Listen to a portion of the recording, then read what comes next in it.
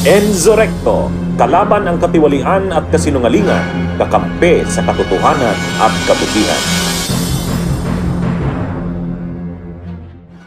Matapos nating marinig kay Remulla, ang pakikipag-cooperate ng Pilipinas sa ICC, sinigundahan naman ito ng mismong Executive Secretary ng Palasyo na si Lucas Bersamin. Na totoo pala talagang makikipag-cooperate na ang Pilipinas sa ICC. Dahil mga kabunyog, kung kay Remulla galing ang balita. Posibleng madaming mga supporter ni Digong ang hindi maniniwala. Pero kung galing na mismo kay Bersamin, talagang totoo na ito. Dahil po mga kabunyog, iba na kung itong si Bersamin ang nagbalita nito. Dahil po lahat ng plano ng presidente, alam nito.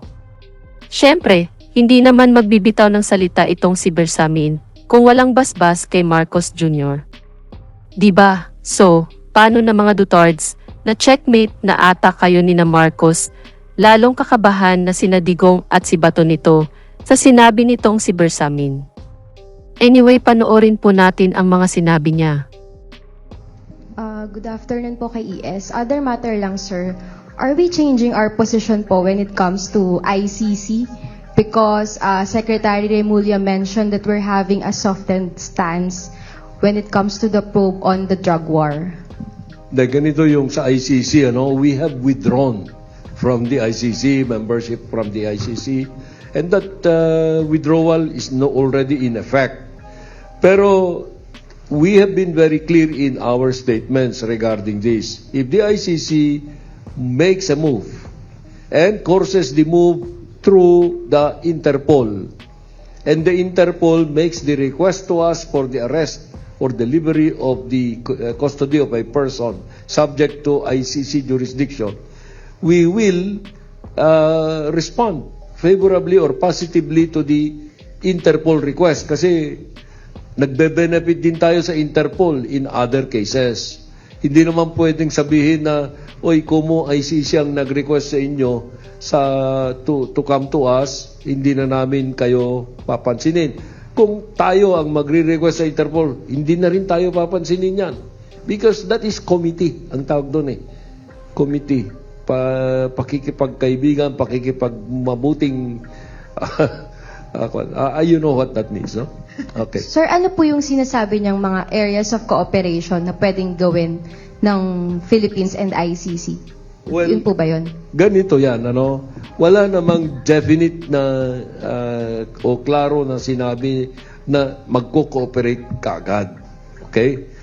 I do not even know kung ano ang ibig sabihin ni Secretary Boying. But as far as experience has given to the government shows, yung request ng Interpol should always be respected.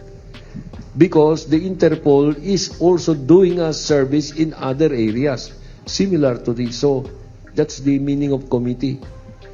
Oo. So, sir, yung position po ng government, ng Philippine government or ni PBBM sa ICC is still the same? Well, yung position is, wala na tayo sa jurisdiction ng ICC.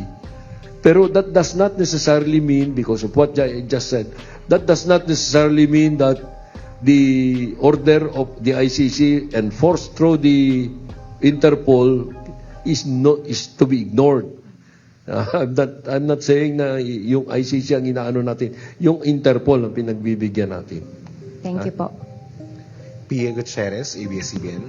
Yan mga kabunyog, narinig po natin ang mga sinabi ni Bersamin. Although, sinabi niya dito na wala na talagang jurisdictions ang ICC sa bansa, pero kung mag-issue ng warrant of arrest ang ICC na hulihin si Digong, no choice ang Administrasyong Marcos, kailangan nilang sumunod. Alam po ba ninyo kung bakit? Dahil po yan sa tulong ng Interpol. Dahil mga kabunyog, meron pa rin tayong obligasyon na sumunod sa Interpol na ito. Wala man jurisdiksyon ang ICC sa ating bansa. Pwede naman magbigay ng utos ang ICC sa Interpol para mag-cooperate ito dito sa ating bansa. Anyway, para po maintindihan natin kung ano itong Interpol, panoorin po natin ito. Mainit na usapin ngayon kung pahuhuli ba ng Malacanang si dating Pangulong Duterte kung sakaling maglabas ng arrest warrant ang International Criminal Court. Pero teka, paano yan? March 2019 pa nang umalis tayo mula sa ICC.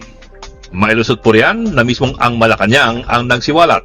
Ayon mismo kay Executive Secretary Lucas Bersamin, kung idadaan ng ICC ang kanilang arrest warrant sa Interpol, obligado ang Pilipinas na sumunod. Sinigundahan pa yan ni Justice Secretary Boying Remulla. Oras raw na idaan ng ICC ang request sa Interpol, kailangan itong ipatupad ng gobyerno ng Pilipinas. Dahil bagamat umalis tayo sa ICC, miyembro pa rin tayo ng International Criminal Police Organization or Interpol mula pa noong 1952. At ang dalawang yan, may kasunduan mula pa noong 2004 na magtulungan sa paghahanap at pagpapahuli ng mga pugante. Pero para po malinaw, hindi pulis pangkalawakan ang Interpol. Hindi po sila mga armadong tao na umiikot sa kung saan-saang bansa para dumampot ng mga pugante. Ang Interpol ay isang network ng sari-saring police organization sa buong mundo na magtutulungan at magpapalitan ng impormasyon. At di gaya sa pelikula, hindi ang Interpol ang mismo mag-aaresto. Wala po silang arresting powers. Ang gagawin lamang ng Interpol ay maglalabas ng mga notice sa kanilang halos 200 member countries. May 8 klaseng notices na nilalabas ang Interpol. Mula green notice na warning sa lahat ng membro tungkol sa criminal activity hanggang sa red notice o request na i-locate at i-aresto ang isang pugante. Yang red notice ang binanggit sa pahayag ni Executive Secretary Bersamin kahapon. Ang sabi ni Bersamin, kung makipag-ugnayan ng ICC sa Interpol at maglabas ang Interpol ng red notice laban kay Duterte, obligado ang Malacanang na ipatupad ito. Ang mga lokal na law enforcement agencies daw kailangan mag-cooperate sa Interpol. Para po malinaw, hindi ang Interpol ang aaresto. Ang red notice ay request sa local police na arestuin ang isang pugante para paharapin sa hustisya. Kaya't ang mismong huhuli kung sakali ay ang PNP o ang NBI. Ngayon, ayon sa patakaran ng Interpol, nasa estado na ang desisyon kung paano patutupad ang request para ipaaresto ang isang pugante. Sa madaling sabi, sakaling maglabas ng red notice ang Interpol, ang posas magaling sa mismong Malacanang. Sinabi din po kasi ni Senator De La Rosa na parang kini-question niyo daw po ba yung policy ni President Marcos based on your statement? So, Hindi, we're not members of the ICC. Definitely, malinaw na malinaw yan. Kaya lang, ibang commitment kasi ang Interpol. Ibang commitment yan eh. Oh. Magkaiba silang commitment eh. Wala na tayong commitment sa ICC, pero ang Interpol, may commitment tayo. Tsaka yung Interpol, far-reaching yan. Tandaan natin, there are more than 10 million Filipinos going around the world right now na baka kailangan ng tulong ng Interpol. Kaya we value the Interpol over a lot of other things. Kasi we have to protect our own people throughout the world. And the Interpol is very important to us in this regard. Yan mga kabunyog, narinig po natin ang paliwanag kung ano ang Interpol. Kaya wala nang ligtas si Digong at Bato sa ICC. Wala man jurisdiction ito sa ating bansa. Nandiyan naman ang Interpol para panagutin si Digong. Yan kasi Digong ang nakukuha mo sa iyong kayabangan. May pahamon-hamon ka pa sa ICC na dumating na dito sa bansa. Yan Digong, tutuparin na ni PBBM ang iyong kahilingan. Ito naalala mo ito. Mr. Chair, siguro tatanong ko na lang diretso, Mr. Chair. Yung former president ba ay willing na mag-cooperate sa investigation sa ICC? Kaugnay dito? ICC, ma'am. I'm asking the ICC to hurry up, and if possible, they can come here and start the investigation tomorrow. This issue has been left hanging for so many years. Matagal, ma'am, baka mamatay na ako, hindi na nila ako maimbestiga.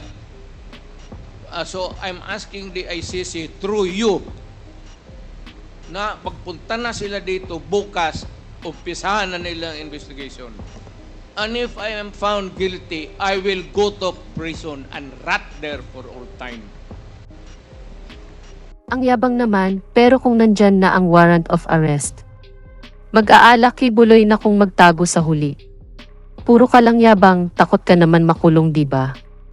Anyway, dyan na lang po ang aking topic. Mabuhay po tayo mga kabunyog. Bunyog, bunyog, halikan na kasama ka. Bunyog, kapag buklod ay may pag-asa. Luzon, Visayas, Mindanao, isa ang pananaw. sa bagong Pilipinas ang bunyog isisigaw.